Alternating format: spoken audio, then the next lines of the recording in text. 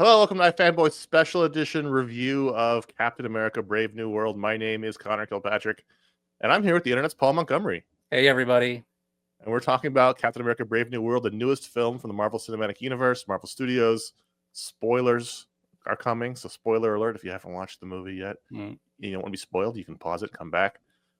Paul, what number do you think this one is? Do you know? Did you do your research? It's 35. This is the 35th full-length film, huh? I asked my dad, who went with me to see several of these films. I said, going back to Iron Man, how many of these do you think there have been?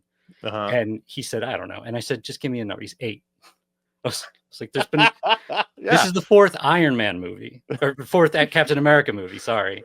So like there are more than 8. Yeah, it's 35. 35 is it's the first. It's the 4th Captain America. It's the first one with Anthony Mackie, who is much older than I thought he was. He's 46. Is he? Okay. Yeah. In fact, he's my age. As the titular character, Captain America, after getting the shield in Endgame and then having his Falcon and the Winter Soldier TV series, which I much would have rather have watched than this movie. Rewatched, I mean. And I think this would have been a far more negative show if we'd recorded this morning, but I had a really nice sandwich for lunch. I feel really good about life right now. Let's just jump into sort of what we're looking at. Julius Ona directed it, and it was written by a whole cavalcade of stars. At least 2 of which wrote for Falcon and the Winter Soldier. Right. Short movie. It's under 2 hours, which is almost unheard of for these Marvel Cinematic Universe movies. This movie is no surprise and no secret. Has been plagued by problems. It was supposed to come out last year originally. Right. Bob Iger moved it to this year for business reasons.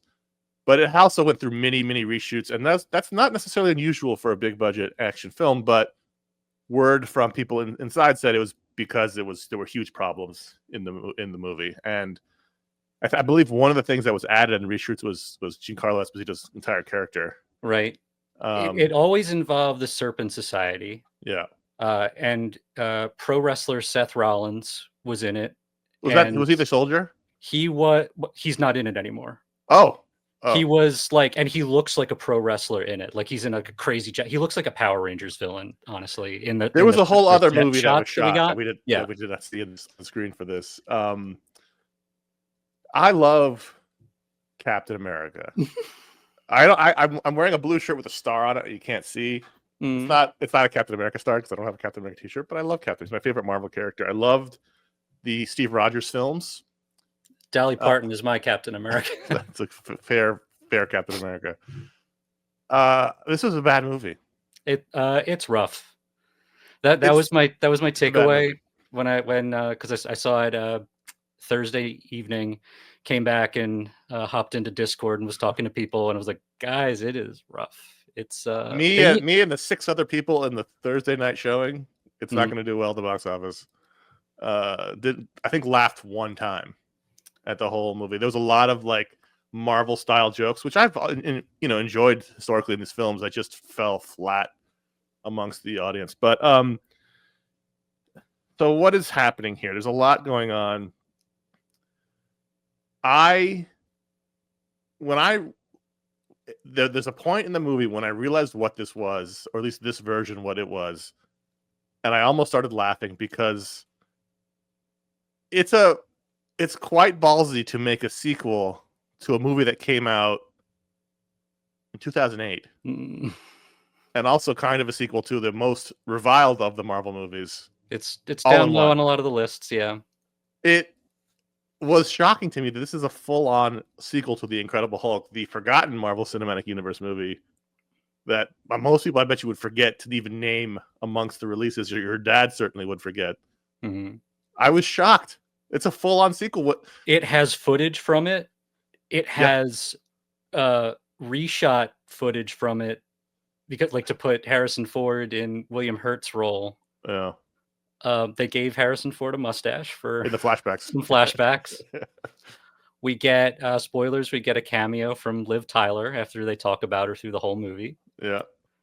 But like, it's crazy. It's the second Marvel Cinematic Universe movie, Incredible Hulk, and 2 of the main characters in it have been recast. Well, one because one passed away. One because one passed away, right? From my research on this, I don't know if this is true. Harrison Ford asked for this, like the sequel to the Hulk.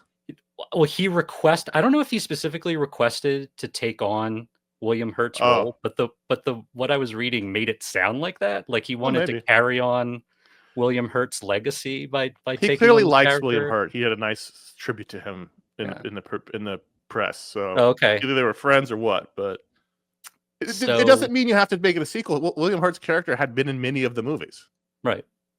It was I just laughed because I was like the gutsiness to say we're just gonna remember that movie that no one really saw and forgets even existed. We're gonna do a sequel. And once I heard Tim Blake Nelson's voice, because they really teased the leader the entire movie for half the movie until they reveal him, and we'll get to the leader in a second. But I was like, who's the villain? I just didn't know. I try to keep as minimal amount of information as possible when going to these movies, so I didn't even know who the villain was. Okay, I assumed it was the Red Hulk, the Red Hulk, because they heavily promoted it. Yeah, I didn't think he would be like the villain. Mm-hmm. So I was like, "Who's the actual villain of this movie?" And when I heard the voice, I was like, "Oh shit, are we doing the Hulk? Are we doing the sequel to the Hulk?" And I thought, well, clearly that must mean Banner will show up, because how do you do a Hulk sequel about the Red Hulk and not have Hulk show up? But they didn't have Hulk show up. The major threads for this are, yes, it's pretty much a direct sequel to The Incredible Hulk. It is also, as we've seen on screen, it touches on a big plot point from the Eternals, which a lot of people also skipped. And then it heavily features. It heavily features Isaiah Washington from Falcon and the Winter Soldier, which a lot of people may not have seen because they don't have Disney Plus. This was I think the most inexplicable movie in terms of, if you walked in cold, I can't even imagine what you would have thought of. Like they don't hold your hand for much of any of these people, a little bit, but you had to do a lot of homework for this one. Like Harrison Ford as Thunderbolt Ross, now the President of the United States, has to give the exposition that we're going to Celestial Island, which is the remnants of the giant celestial that was almost birthed out of the planet Earth at the end of the Eternals. And people have apparently been asking online, like, we need to pick up on that thread from the Eternals. What's going to happen with that? There's a giant statue coming out of the Indian Ocean. Well, we don't need to. Some things can be left to the dustbin of cinema history.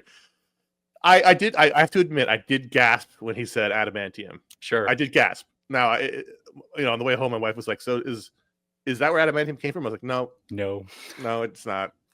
But when he's doing his presentation to the world leaders and he says, "We're going to go to the Celestial Island, we're all going to share in the minerals, and the most important of which is adamantium," I went, "Oh!" Like I'm not completely dead inside. Sure.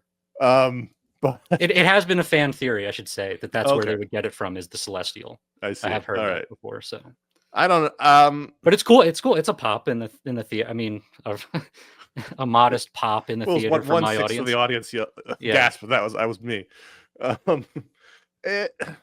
So the story is, Cap stops the Serpent Society. That's what it was, right? The Serpents. Yes. From stealing something. Turns out it's adamantium. And that's Giancarlo Esposito. That's the opening sort of action sequence. And the he's new Falcon. Sidewinder. The new Falcon helps him. And then, which gets him back in the good graces of Thunderbolt Ross, because they don't see eye to eye on things. That leads to the summit with all the world leaders, because the United States, India, Japan, and anyone else going to share in this? Because they're all sort of in the region. The United States is not in the region at all, but we're taking it anyway. They're going to share in this adamantium, and then that's when this sort of sleeper agent attack happens within the White House, including Isaiah Washington, the Forgotten Cap. So there's a big fight sequence there. That's where Sabra is revealed, or the character who was technically Sabra. And then that leads to, who did the attack?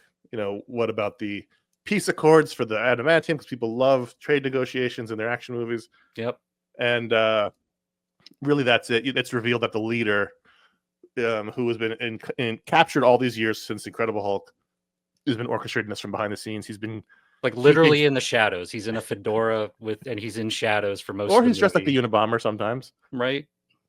He's been keeping Thunderbolt Ross alive because he was dying with these daily pills, which turned out to have a little bit of gamma in them, which he's been building up, increasing, stepping up over time. And that's so the final act. You know, there's always a big monster fight, the final act, and that's with the Red Hulk. I really wish I understand how the business works, but man, I wish they hadn't spoiled the Red Hulk thing.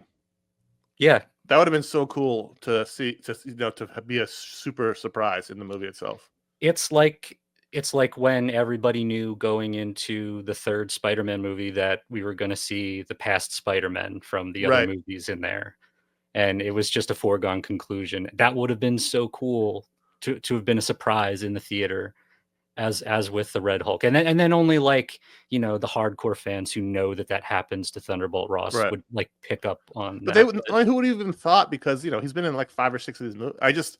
I remember when he changes finally, because there's a couple of fake out changes, and I was like, man, imagine if I hadn't known. I would have actually been excited for this. But with like the leader calling him on the phone and just like goading him and saying your daughter is so ashamed of you, and like just trying to trigger him to turn into the Red Hulk. It's crazy. I actually kind of liked the audacity of the leader, the way that they made him look. Like, they didn't give him the giant head, but they gave him this weird brain head. And I thought, you know what? So many of these movies are afraid to just go for it. Most of these characters don't even wear their masks anymore. They hardly ever wear costumes half the time. I thought, you know what? Just go for it. It made me think a lot about. I'm with you to a certain extent, and like in the theater, I even had that thought. I was like, we don't need to be embarrassed about this stuff, but like just something. It's a matter of degrees, you know. Sure. But like, it did make me think about the Ryan Reynolds Green Lantern movie. Okay, all right, yeah. Another green tinted, big headed, big brained. Like when you see the top of his head, it's got like brain wrinkles and stuff. Yeah. He's got one glowing green eye, and then I just like the audacity, because I think it's partially also. I think we'll talk about this at the end.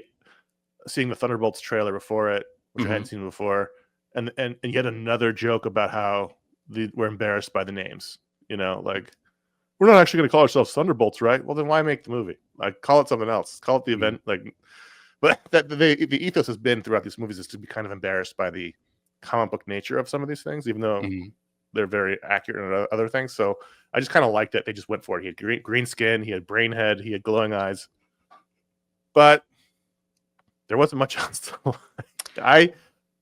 I really hate the white costume. I hate it in the comics too, because I feel like Cap is blue. Like, it's like I picture I just picture like Cap in my mind. If he's a blur of color, it's blue with some red and white highlights, but he's mostly blue. He looks like he's on the U.S. ski team for the Olympics. It's just not a good costume. And so then he's in the white costume for the first and second, the opening battle sequence. He switches in the White around. House. I didn't really track it, but yeah, he's like back and forth with it. I feel when he goes to his house and he opens up another cabinet, he gets a new costume, which is the that's the wrong one, which is the blue one, the blue suit, which I liked much better, except for the fact that for some reason he has 3/4 sleeves, which doesn't seem.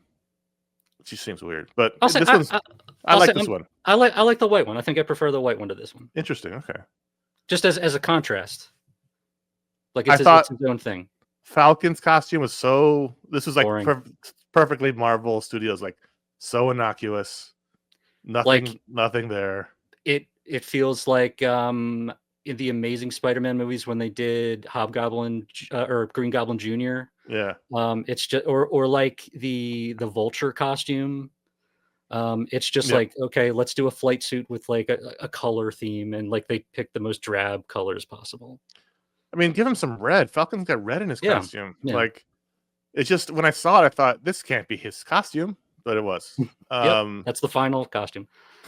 So, and at least for this movie, he's seeing it again because he's joining the new Avengers team.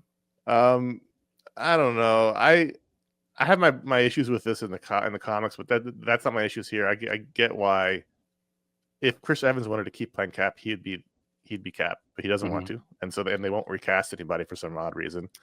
Does it help or hurt Sam that Bucky shows up and gives him a pep talk? Did that feel like a reshoot? It felt a little possibly, bit like a reshoot. Yeah. And it's like, and everybody's like, was that who I think it was? Was that Bucky? And like future Congressman Bucky, which I think that's new here, right? Is that a plot? Yeah, I was like, wait, I was confused. I don't think that was at like the end of that wasn't his trajectory at the end of Falcon and the Winter Soldier. And the problem with these movies is there's so much homework that needs to be done that when they said that he was running for office, I thought, did I miss something? Was this in a show that I didn't watch? But then, like, as they were, rattling it out, I was like, no, I think they're establishing that here. And it was not very well. He's saying how bored he was about it, and it doesn't. He looks kind of haggard too. Yeah, I do want to talk about. I do want to talk about the Thunderbolts trailer later. He looks the same in that trailer as well, but also much longer hair, which is probably why people were confused when they saw him. But I don't know. I was happy only because I love them together. They have good chemistry together. Yeah. Like I said, I really liked, for all its problems, Captain America: Winter Soldier, if only because they were terrific together, and there was more fun had that series than this whole movie times 1,000. Like this, I'm gonna get the quote wrong, but Bucky's argument is essentially, Steve gave people something to look up to. You give them something to aspire to. Yes, that's what he said. Yep. I don't know if that's true. Agree with that, or if that's a meaningful difference. I mean, I get what he's saying is that like the idea, the conflict that Sam has is, I'm not Steve, obviously. I don't have that history, but also I didn't take the super soldier serum like Steve or Bucky did. Right. So I'm just a dude.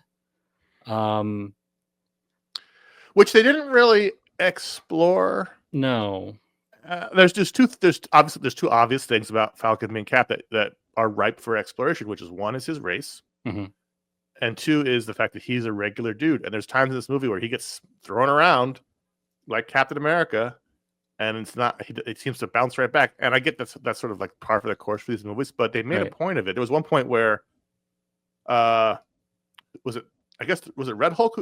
Somebody jumped off. Oh, Isaiah jumped off the second floor. Yes, because he's got super soldier serum. He's running away he's getting out of the White House after the assassination attempt. And Sam can't do that. So he has to take the stairs. Can't do it. Right. And they make a point of that. And of so him, gingerly. I can't jump off a second floor, portico and survive. So I need to go take the stairs. But it just wasn't really like, I don't know. I rarely say this, but it felt like this movie needed to be longer, and there needed to be more exploration of him as Cap now. Mm-hmm. There was a point where Sam and Falcon take on like 6 dudes, and they have a little trouble with them, but they beat those odds. Yeah. And I was like, maybe there should be a little bit more to, he should have some bruised ribs or something. Like what they do is they beat the tar out of New Falcon, and he's laid up for a while. And sort of that is like he's hurt really bad. He's hurt really bad, and like he's the one who reminds Sam of his mortality and how fragile this all is. And I don't know. I feel like maybe this shouldn't have been the two of them. This maybe should have been more focused on just him. I think ultimately at the end of the day, there wasn't a compelling story that held all of this together, and it felt, when a movie is this rewritten and has this many writing teams attached, it feels like that, where it's like there's like 4 different stories here, and they've all been sort of mushed together, and none of them are really that satisfying. Mm-hmm. It's really boilerplate political thriller that doesn't have the complexity that you want from a political thriller. It didn't have the complexity of Winter Soldier. No, absolutely not. And it doesn't have new ideas. Like, we're doing sleeper agents again, which we already did in Winter Soldier. Right. We've already done the stuff with, Bucky being activated, and it's more interesting there. Here, it's a song that triggers them. And as soon as it's like you see it happen in the scene. You hear the song and you're like, oh, okay, that's what activates him. And then like it takes the characters longer than it takes us to figure it out. Like they're doing the thing where they're going frame by frame through the surveillance footage, like, oh, it's flashes from the phone, and it's that song is what actually triggered it. And like you guys should be smarter than me as the audience member. That's what I want from a political thriller. I want to feel like I'm maybe one step behind, and then a couple of instances where you let me get ahead of you just a little bit, but not like this. There's some really rough dialogue in here. Oh yeah, really clunky. I think if you remove Sabra from the story, nothing really changes. Right. I get that real world political pressures cause them to have to change her role in the story, but I mean, it just she didn't do anything interesting. No. It was never explained why it was an Israeli soldier as part of the U.S. security detail for the president. They focused just on the fact that she was a former widow, or she was in the Red Room. I mean, it was just like, I always look at these things like, what could you remove from here and nothing changes, right? Then that means that's an extraneous element. And other than like, she went to investigate the crime in parallel to Falcon investigating, and it wasn't like she found anything that I can remember that led to anything. Like, I feel like Falcon found, or not Falcon, no, Cap found everything, right? Right. She went and she saw the guys get killed, but that was really it. So it wasn't like she led to a breakthrough, or she really helped the situation. Like, she helped a couple of fights, but I don't know. It just, like, that was, I mean, it's just, when you have this mess of a movie where it's been broken and reattached and broken and like, you get these pieces that don't really fit anymore. Like, I don't know why, but that soldier guy kept bugging me. Like, he wasn't, like, who is this guy? Like, you know, like, he's like the special forces leader who has like a lab guy who can analyze these pills, and like he was like your Swiss Army knife soldier. Whatever they needed, this guy had a guy who could do it. And it's like, couldn't we be a more clever way to get this information than just keep handing things to this random soldier who knows everybody? It seemed like an easy piece of glue for the how'd you feel about Mr. Ford? How'd you feel about him stepping into the? I don't know. It's really hard for me to say anything bad about Harrison Ford. Remind me, where were you on Indiana Jones? The last. I did not like the last Indiana Jones. Yeah, I felt sad. It felt sad to me. Oh, that's Isaiah. That's not Harrison Ford. Yeah. I thought he was fine. Like, I think the performances are not that bad. Like, you know, he's 80. But he still has a commanding presence in the role of a guy who mostly just sits in desks and yells at people until he turns to the Hulk, and then it's just CGI's Harrison Ford. But I thought he was fine. It's hard not to root for Harrison Ford. Yeah. That's just, you know, the problem with Indiana Jones was the problem with Indiana Jones always there for him. He looked like old man cosplaying Indiana Jones. Like, it was more the stuff around Harrison Ford that was the problem for me with Indiana Jones, right?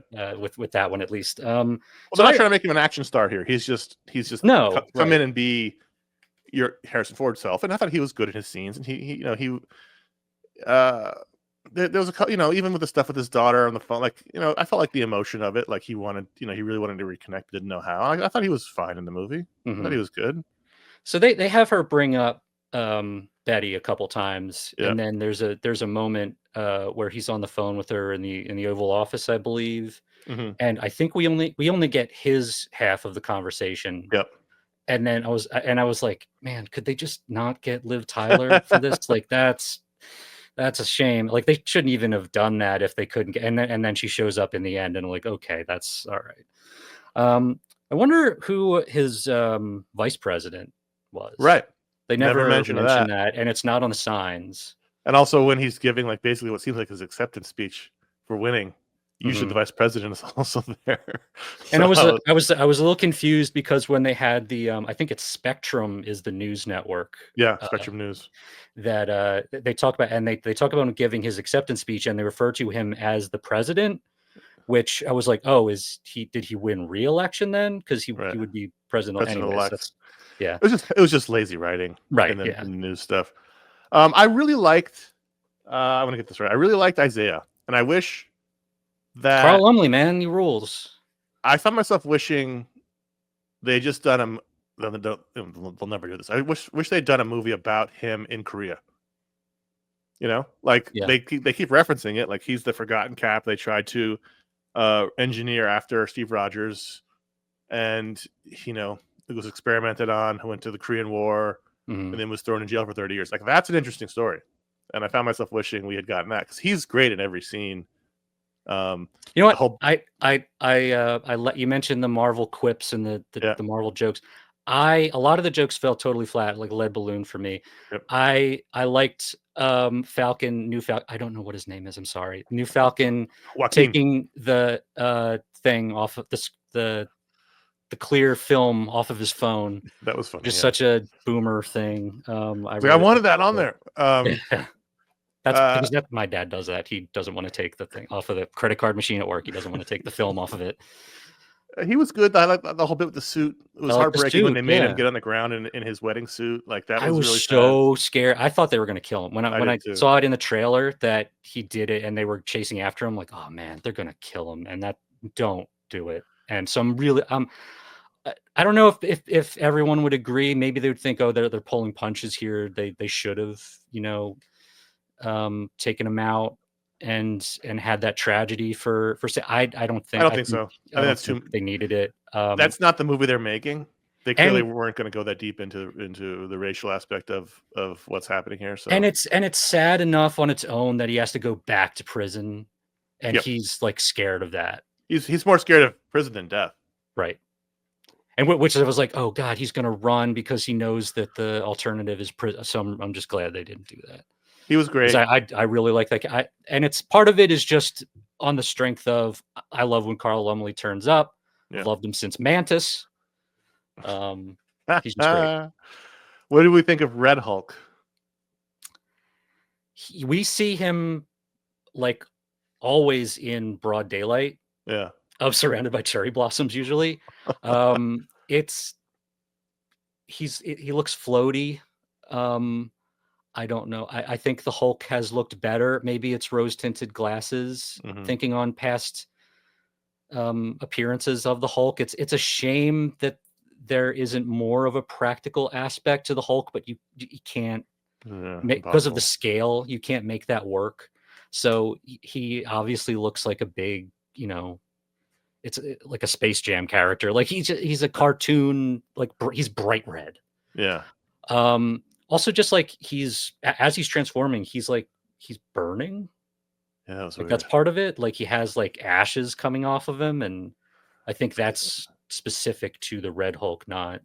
It's a good thing that those presidential pants are made out of Pym particles, because he did grow like 4 times the size, and the pants stayed on. It was fine. I just found myself thinking, man, if this really happened, like, would Banner or would Jennifer just let this be like, oh, I'll just somebody's got that. Like, and I realize that's always the case with these movies. Like, whenever anything happens, you're like, wouldn't the other Avengers help? Yes, but this is not the reality of the world. But still, okay. I just found myself thinking, like, wouldn't this bring Banner running? I was thinking, what is the protocol for the Secret Service if the president turns into a giant? They immediately start shooting at him. They started shooting at him. Like, immediately. I was like, wait. Yeah. I mean, he's still technically the guy you're supposed to be protecting. I was like, is that how it worked? I was like, I get whatever. And then maybe one of the worst gags in 35 movies. Did this stand out to you after he transformed? I guess it's the Rose Garden of the White House. Yeah. With the press, and I don't remember exactly how it's phrased, but this woman says, "Since when are they red?" And it's like the worst time joke. Like, they did not need levity there.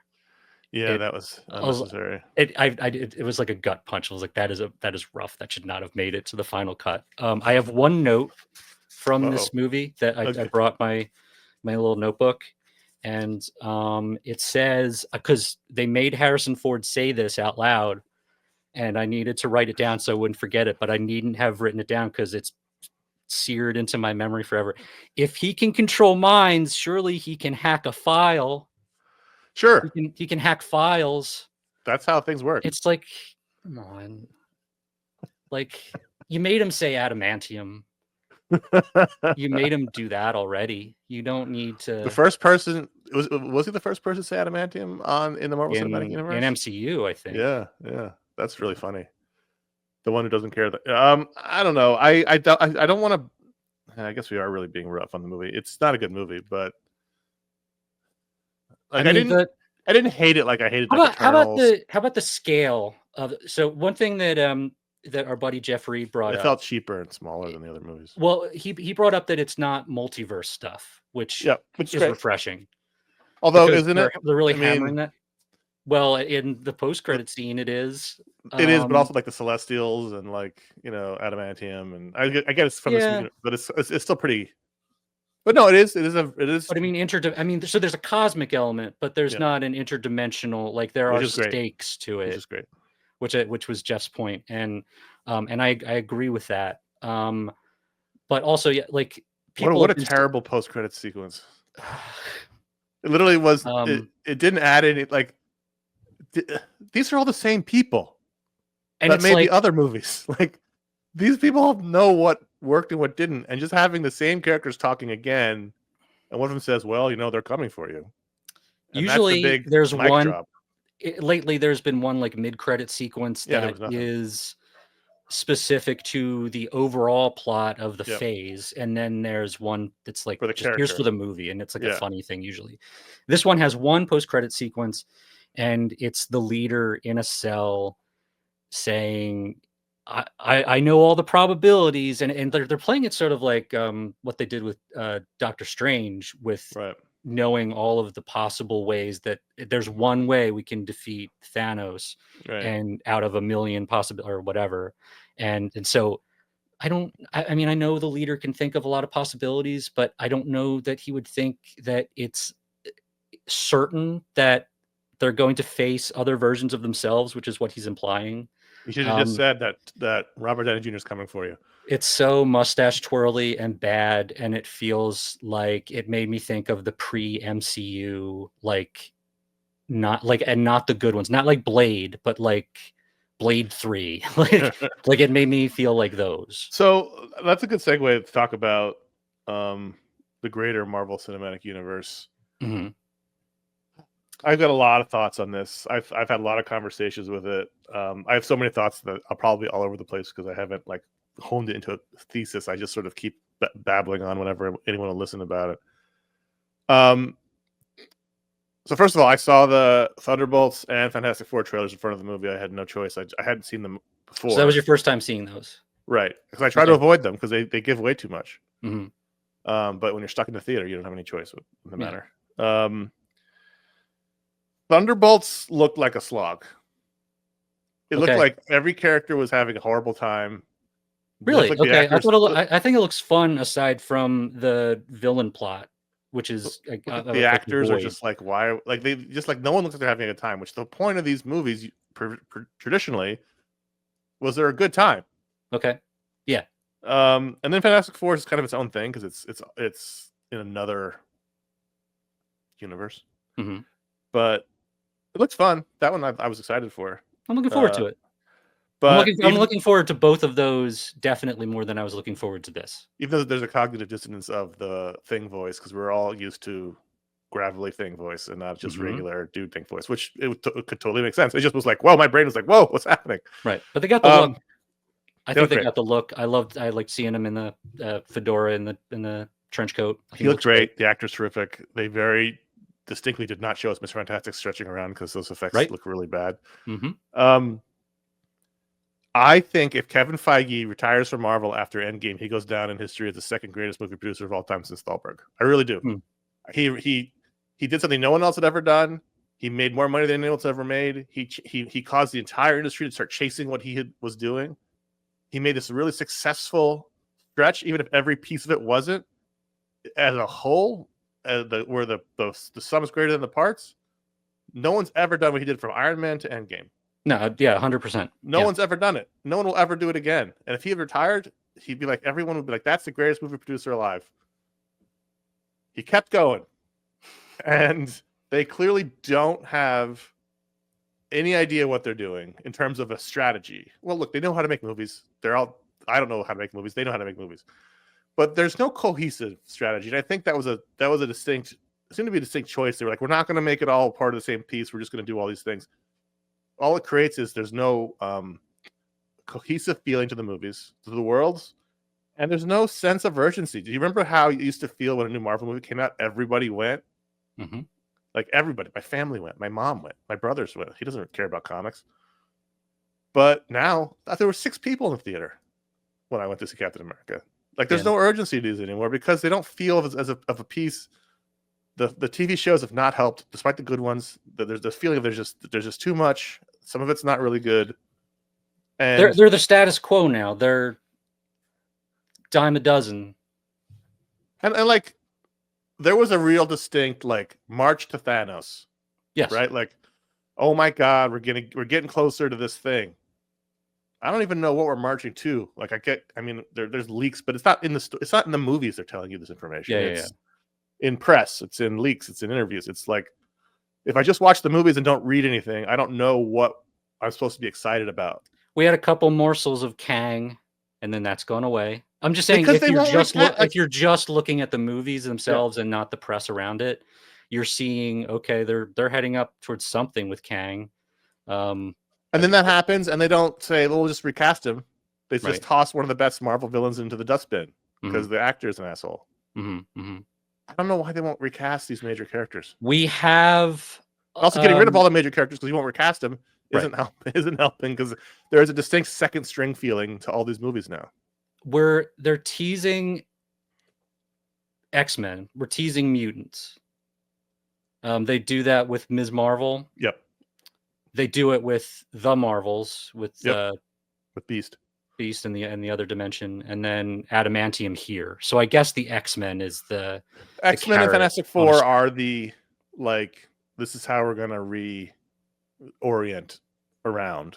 It's not going to be the new Avengers team of like this Falcon and this Cap and whatever random people we can get from the TV shows. It's just not going to feel special. And I mean, are you excited for this new Avengers team that Sam is putting together? It depends on who's on it. I don't know who's on it. We know Falcon's on it. That's he's number 2. It's on the call sheet. Real quick point about Falcon is at one point when he's in the hospital, but he's talking about how, you know, he was from a place that he felt like the heroes were so far away and he never thought he'd see one, and he would see him on TV or on the internet, and I thought he's going to be from some small town. He's from Miami. Right. I was like, oh, one of the biggest cities in America. Like, you probably saw Tony Stark there. Like, yeah, sure. I mean, but I just don't feel excited about this because I think the general vision has fallen so off kilter at the Marvel Cinematic Universe, and I think they, like everything, spread themselves too thin with all these TV shows and the movies and not. And I like some of the movies. I really like Black Widow. I really like. There was another one I like, but for the most part, it's like average wise, they're like fine. Or I liked Guardians of the Galaxy Volume 3 a lot. That's still kind of part of the last bit. Mm-hmm. You know, that's kind of still like the capper to the last, but even though Endgame it was still part of. Oh yeah, that's not like a forward looking. That's tying a bow on a franchise that did really well, and then also making it like, hey, I want to follow that guy over to see what he's doing at DC. Right. So let's, but like Shang-Chi, like it's fine, but I don't ever think about it. I always forget it exists. Mm-hmm. The Marvels, I didn't think was very good. What else did we have? I would say Eternals. I like those characters a lot in the Marvels. The story is not great. Ant-Man and the Wasp, like Black Panther, Wakanda Forever. These were not good movies. And Spider-Man's almost an exception because it's sort of this other bubble that's technically in the Marvel Cinematic Universe, but really technically not. Mm-hmm. It's just there's no feeling of we are marching to the beat of this plan, and we're all very excited to see what happens next. Yeah, it's for the overall direction of the MCU. Definitely, because I think it's like there are multiple threads, and so there are certain threads that I'm interested in. Like I really enjoyed Agatha all along, and I'm interested to see what happens next with that. And I think the problem with the Young Avengers thing is all of those actors are going to be like in their 40s by the time they get to do an ensemble Young Avengers thing, if they even do that. If ever. But I do like all of those characters. I like Wiccan. I think Joe Locke's great. I would love to see him in stuff. And I think they left off that show in a really cool place. I am curious to see if they bring back Wanda and do anything with that. Well, they're doing Vision stuff, so I guess they'll touch on that. Doctor Strange is off in another dimension or something. Spider-Man, if they find a script that they like eventually, that's going to be hopefully a fresh start for Spider-Man. But I love the ingredients of that. I don't know, man. It just doesn't.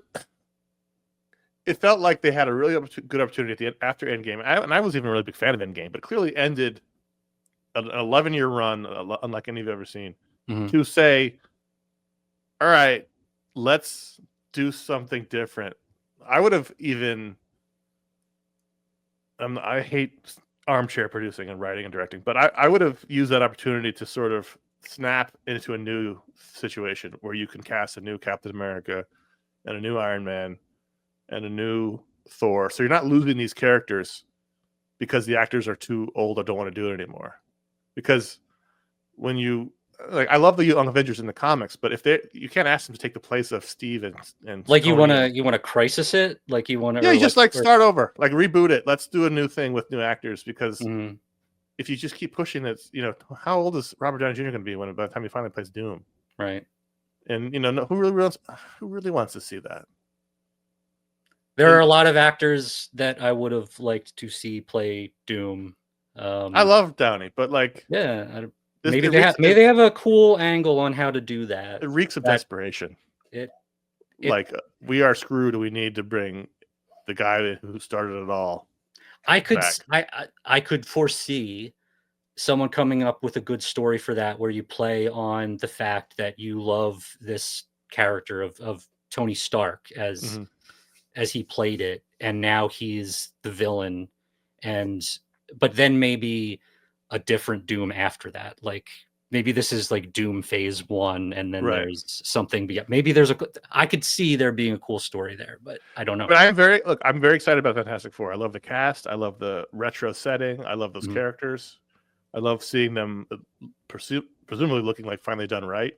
And I'm very excited to see what they if ever do with the X-Men. But because I love those movies, but they weren't actually that comic book accurate, right? So I'd like to see a more comic book accurate X-Men on the big screen. But other than that, I'm not really excited about anything. Bringing the Russo brothers back for the Avengers movies, throwing Kang out with the bathwater. Yeah, you can't. I don't know. I don't know. These actors don't own these characters. You can recast Kang. He was in one movie that no one really liked or watched, and then another and a TV show that fine, but can't recast Kang. I don't know. I feel like it's over, which is fine because it wasn't going to last forever. Nothing does, and it was an extraordinary 11-year run. But I just feel like the idea of the Marvel being the most exciting thing in the movies is over, and that's probably a good thing, but it's probably too late anyway. It's sort of like everything post Endgame is like the cherry on top, if there is a cherry to be had. We got it, and now anything else that shakes out, cool. If not,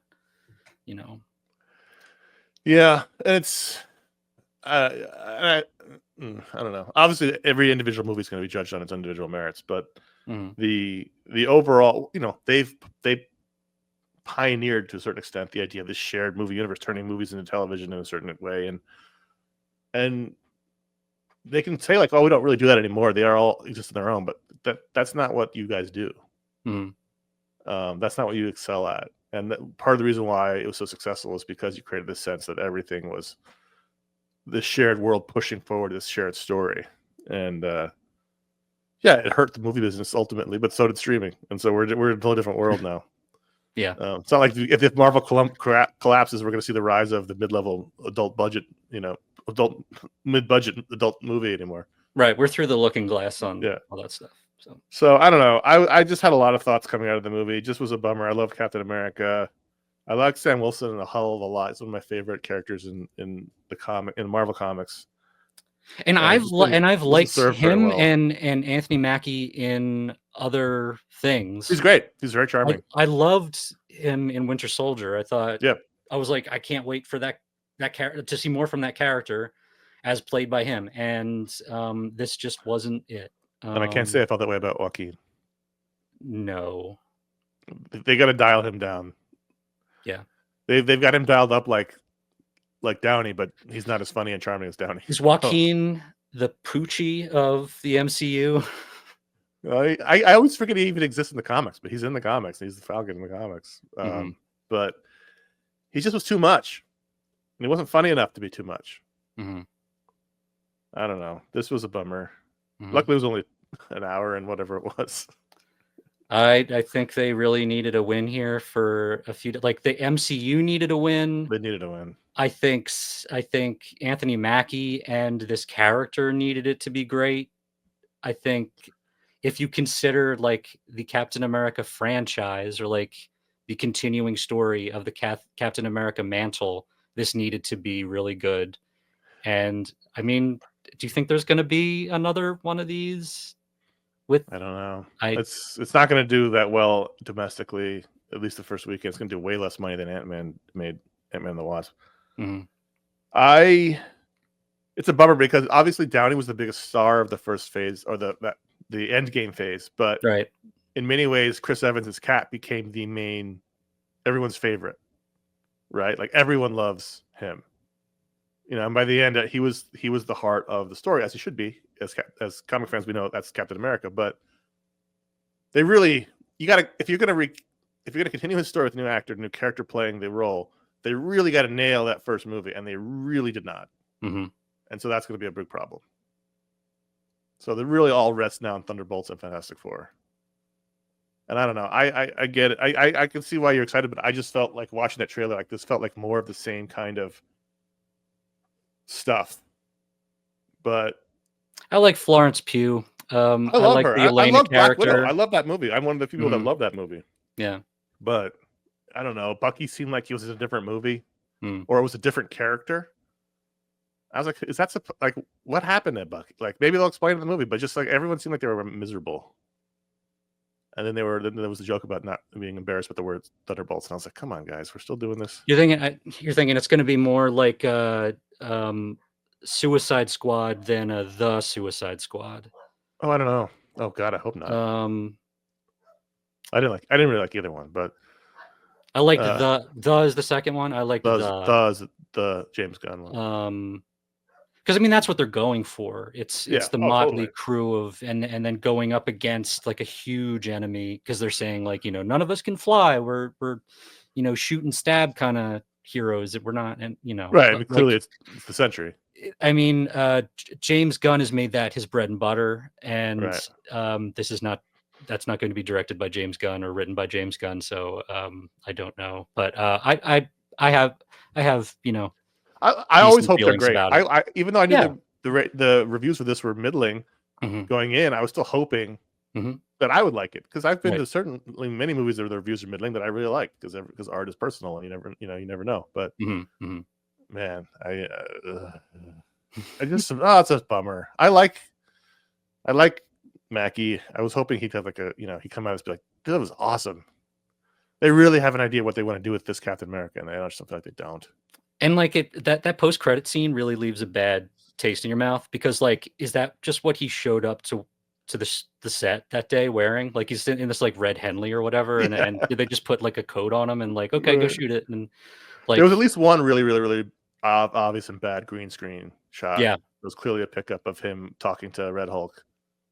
Yeah, I mean, it became a game of spot the rewrite pickups. and it's hard to tell because it was such a mess. It was also, we don't have to like go all into this, but like there's like a weird message at the end of it about how he talks the Hulk down, and it's like we kind of have to see the good in each other and stuff. And I was like, I don't know about that. That was a bit rough for me. So yeah, so all around, pretty. My expectations were in the basement going in. Obviously, I wasn't rooting against it, but I wasn't excited about it. And walking out, I was just, man, that was rough. It was rough. Yeah, and I don't think we need to dwell on it anymore. We've beaten the dead horse. But yeah, not a great film. I mean, if we're gonna rate it out of 5 stars, I'm thinking like a 2. Because there were some charming moments, and the actors were, at least Mackie and Ford were good. This is maybe more subjective than objective, but Sure. I gave it a 1 on Letterboxd. Okay. I really didn't.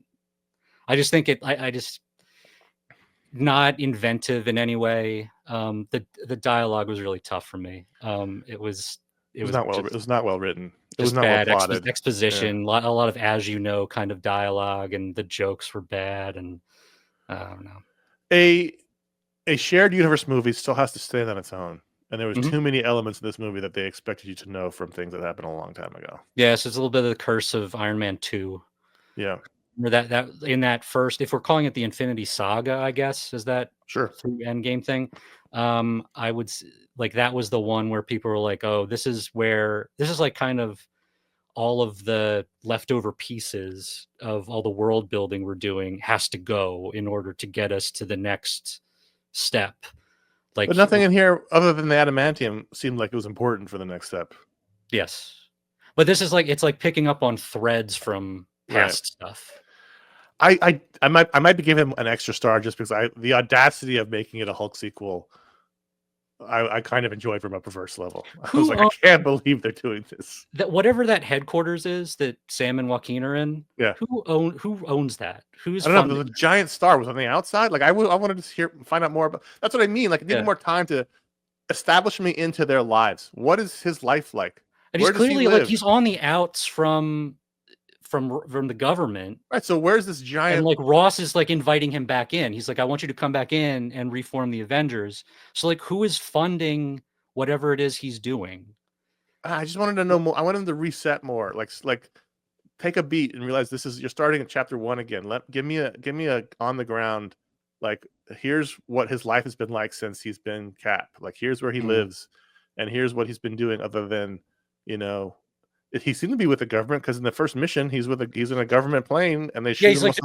He's like doing a favor for them, but like where does maybe have start with a call from them saying, hey, I know you're mad at us, but we desperately need your help for this, and have him reluctantly agree. Like it just was very confusing when he starts off on the mission working with the soldiers, and then later on we find out he's on the outs with the government. Like wait, but he was just with the soldiers. Like it was just a very rough, sort of from the basic storytelling point of view. I think we've gotten our feelings across at this point. Imagine if I hadn't had the sandwich that I really loved so much an hour ago.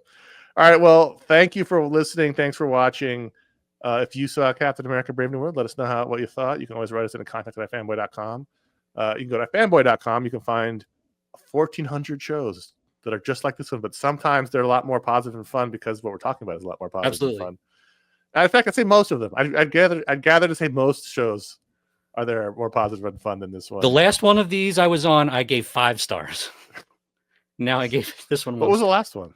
I think Guardians of the Galaxy. Oh, right. Okay, it wasn't that one, but yeah. I think I gave that one like a 3 or something. We enjoyed Deadpool. I liked it. I liked it a lot. I had a lot of fun with that. So we're not giving all 5s and all it's a full range. But you can find all of it there at fanboy.com. You can find years worth of shows, years worth of reviews. We've reviewed all those Marvel Cinematic Universe movies. All of that's there.